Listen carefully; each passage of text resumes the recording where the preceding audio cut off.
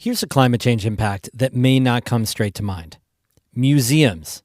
Yeah, really. As our climate gets hotter and wetter, mold is growing in places it didn't used to. And that includes in museums' deep storage where the archives are kept. And curators are very, very worried. That's today's story of the day. Support for Story of the Day comes from Pearsall Wealth Management at UBS Wealth Management USA, subsidiary UBS AG, member FINRA SIPC, 1 Broad Street, Glens Falls. Hey, I'm David Sommerstein. It's Monday, July 15th. Lots of big news. First up, North Country Congresswoman Elise Stefanik is in Milwaukee this week at the Republican National Convention. She's one of the featured speakers at the event, but she will not be the running mate of the GOP's now official presidential nominee, Donald Trump. Stefanik had been on Trump's short list for vice president, but he named Ohio Senator J.D. Vance as his running mate today. In a statement, Stefanik praised the choice, saying she looks forward to campaigning for Vance and said she was, quote, humbled and honored to have been considered for the ticket. Stefanik has not ruled out a new role, saying recently she would be honored to serve in a second Trump administration. Here in New York, Governor Kathy Hochul addressed Saturday's assassination attempt on Donald Trump at an event in Guilderland today. Let me be clear. Violence in our politics is abhorrent, and we thoroughly condemn it. She said law enforcement is stepping up security statewide. Politicians across the country are facing calls to turn down the rhetoric following the violence.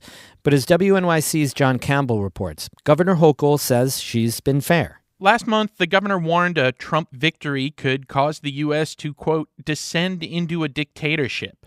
In March, she said women would lead a rebellion against oppression.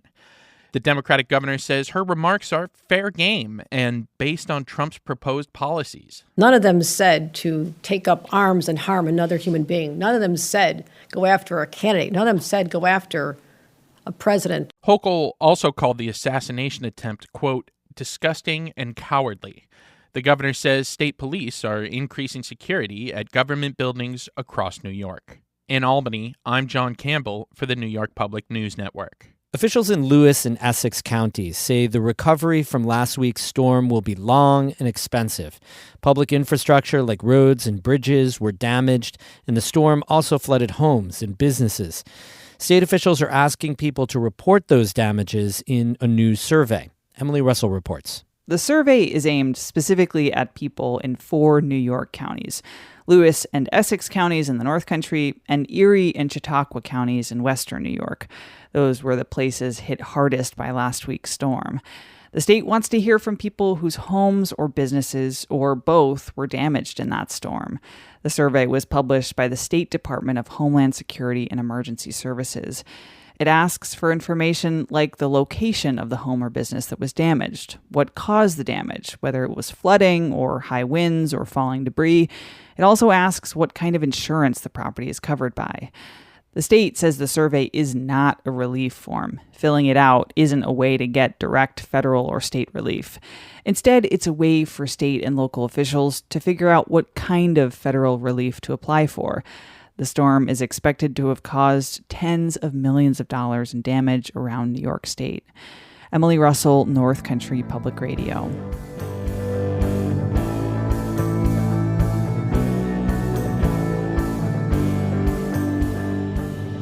Climate change is making the North Country warmer and also wetter. Extreme precipitation has increased by 20% or more throughout the Northeast over the last century. That's according to federal data. All that water is damaging homes, property, and farm fields. And it's also causing an unexpected problem for museums. For NCPR's ongoing series about climate change, Lucy Grindon has our story.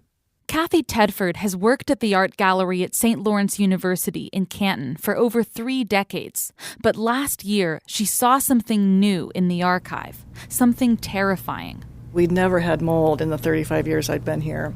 Mold, growing right on the talons of a 5-foot wooden owl sculpture. She says a contractor from an art preservation firm spotted it first and told her right away. Her name's Lorna Brundred. It's shocking to hear, and nobody, being a director of a collection, like, you don't want to hear that, right? It's the last thing you want to hear. But the problem has only gotten worse since then. Brundrit was back in the archive a few weeks ago, and she found even more mold. She pointed it out to Tedford with a small flashlight. You can see going up the side there. Yeah, I hadn't noticed that.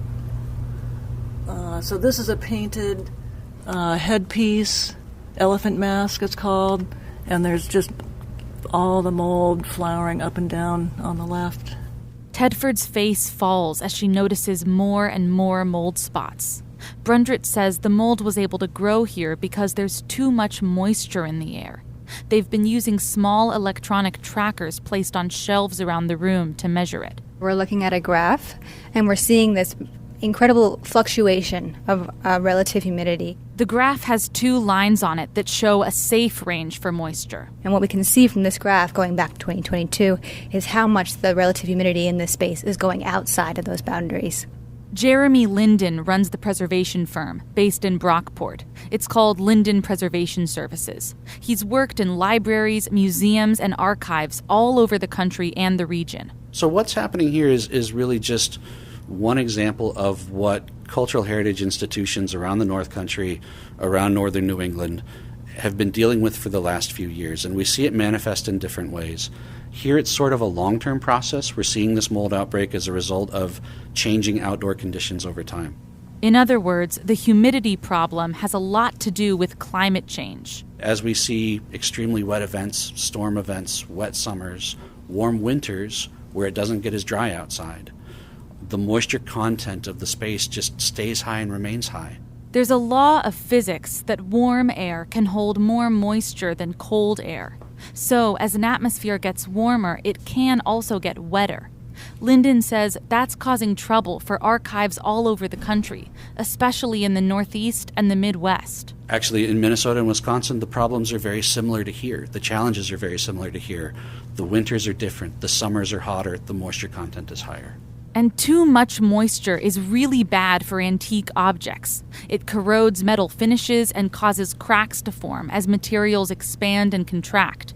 Plus, it encourages mold, which is bad for human health, stains objects, and spreads fast. Here's gallery director Kathy Tedford again. To see it on, a couple of objects 6 months ago and now 10, 12, 15 objects today is heartbreaking, actually. What did you first think? What was your first thought when you actually saw it? I don't know if I can say it on the radio. My first thought was this is a serious problem. For Tedford, protecting the art in her care is really important. She says students need tactile interactions with real objects to learn about history and culture. Students are so used to these days seeing images, flipping through a screen. A lot of times they'll come in and they won't know if it's a painting or a drawing. It's like, this is canvas. This is what canvas looks like. To keep the art safe, Tedford says the archive will need a whole new climate regulation system. The old one was installed about 15 years ago, and it doesn't control humidity. That's never been a problem until now. Linden, the preservationist, says that climate change risks, like higher humidity, are reshaping his entire field. We didn't know to design to take care of this in the past. So we see more of these occurrences. We see more risk from mold. We see more risk from corrosion as we're moving forward. And I think that's true whether we're here in Canton, whether we're up in Potsdam, whether we're looking at the Adirondacks. Throughout the entire region, it's a very much shared challenge that we have to address, really throughout the entire profession, throughout the entire sector. For St. Lawrence, a new moisture regulation system will cost tens of thousands of dollars. But Tedford says that's just what it's going to take to keep up with climate change. Lucy Grindon, North Country Public Radio, Canton. NCPR's Climate Change series is made possible through the generous support of Margot and John Ernst. There are more stories in this series at ncpr.org/climate. We got the tip for this story from NCPR's Texting Club. If you have something to say about climate change in your community, we want to hear it. Text the word climate to 315-978-6277. Music today by Eddie Lawrence of Moira and Roan Yellowthorn of Plattsburgh. I'm David Summerstein, North Country Public Radio.